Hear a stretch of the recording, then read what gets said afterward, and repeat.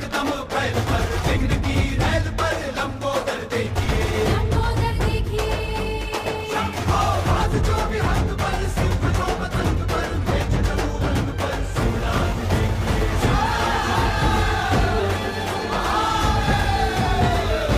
आज खऱ्या अर्थानं ज्यावेळी छत्रपती शिवरायांची जयंती आपण साजरी करतो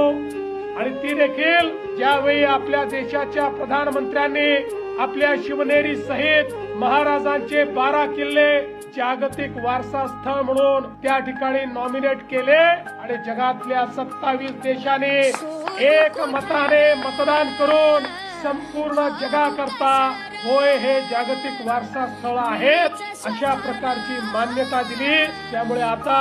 आपले शिवराय हे जागतिक होतेच, पण आता जगाने देखील मान्य केलंय की त्यांनी निर्माण केलेले किल्ले हे जागतिक वारसा स्थळ आहेत। अशा प्रकारचा जागतिक वारसा निर्माण करणाऱ्या शिवरायांची प्रेरणा आपण घेतो।